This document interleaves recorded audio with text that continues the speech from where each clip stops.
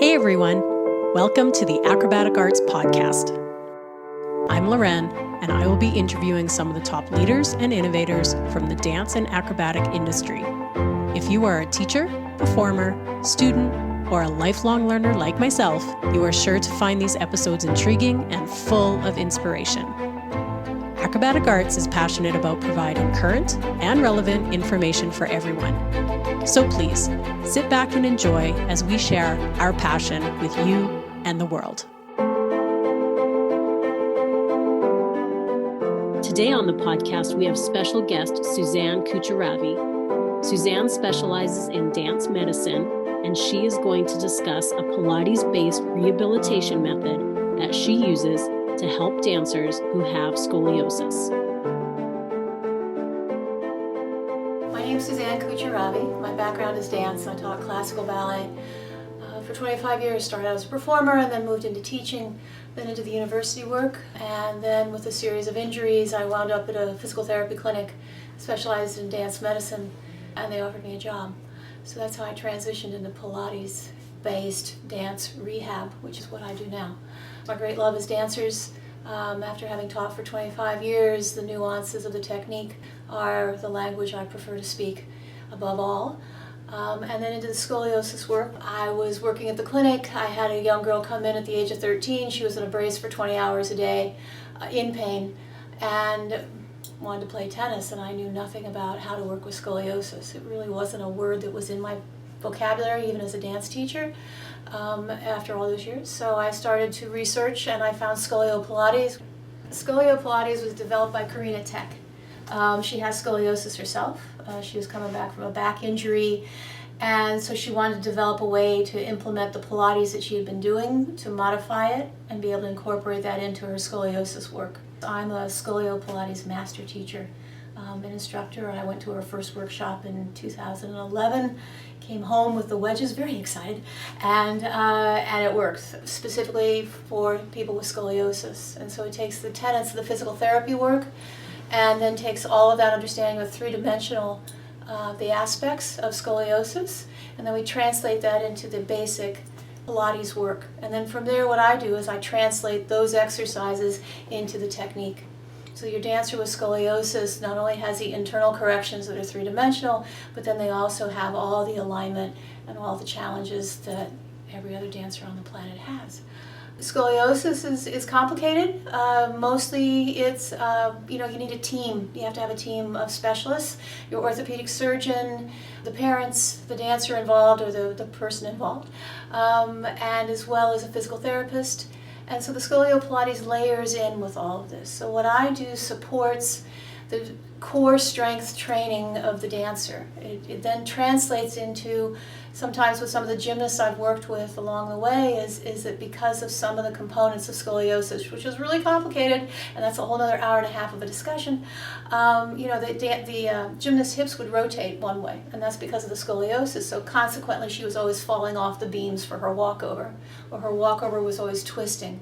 And so we could noodle through and figure out that if she started with the other foot, we derotated the pelvis, and she had her walkover, and she stayed on the balance beam. So little things like that, that once you understand scoliosis as a side shift and a rotation, and those corrections, then you can start to make these tiny little modifications, like maybe changing feet, and that helps the dancer be more successful. Some of the modifications, there has to be a home program. They have to understand their curves, and then there has to be a discussion as to what the demands are on the body. But that's all part of the Scolio-Pilates work. So if you have a fixed scoliosis, you have a curvature and a curvature, and those guys don't move. And the space in between is what your dancer is going to exploit to create the arabesque, to create the back bend. But if they get the Pilates work, they can really start to stabilize more of the entire spine and just not depend on just being folded in one spot over and over and over. It's the same challenges that any hypermobile body has, that it wants to go to that spot and exploit that spot. Same idea. Because we're working with younger dancers, and we're working during their growing periods, and and scoliosis, if it's going to show up and if it's going to progress, generally does it between the ages of 11 and 15. and that's when they're ramping up their programs, that's when they're getting into the heavier duty competitions, that's when their bodies are, changing every 5 seconds on them. And some of these kids, now they're into a brace, they've been told they have a spine deformity and there's nothing you can do about it, and gee, it might get worse, it might not, we don't know. If it gets really bad, you're going to have surgery. That's all and being 13 is hard enough. All these layers of support. And that's why I said it takes a team, a real team. And I won't, my clients come to me through a referral, and generally they're going to come through physical therapy as a referral. So I know that there is a medical layer in there. So, for example, if someone contacts me and they want me to work with their child, which I'm happy to do, there has to be there has to be an orthopedic surgeon, there has to be an x-ray involved, there has to be a follow-up. And then it becomes whether or not the child integrates that work into their life, because as we know, if you give them one correction and that's all it is, then poof, it's gone. Where we start talking about the team approach is that if the teacher gets involved with that idea that, I have this body, this very mobile body, and I can see what this asymmetrical training is doing to it, then I have to make some choices in choreography for this child. They really don't know why idiopathic scoliosis occurs. There are hypotheses, there are gatherings of factors, but there's no real, easy button on that one at all. And I was at a talk earlier, and the woman, the PT was talking about this prevalence of hip dysplasia, and they were saying, but if we're overloading a body at a young age, are we actually creating this pathology later in life? And I would say, yeah. But with an idiopathic scoliosis, it's going to be there. If it's a fixed structural scoliosis, when the kids are done growing, it's going to be there. But can we overtrain to one side and sort of exacerbate the issue? Yeah, I think we can. So rotational sports, baseball pitchers, basically they have a scoliosis too, because they're just doing this. So, or swimmers, if a freestyle swimmer is going to cool down by doing backstroke, they're going to do the opposite. And I said, yeah, absolutely, we need to train both sides so the muscles just aren't being overdeveloped in that one direction.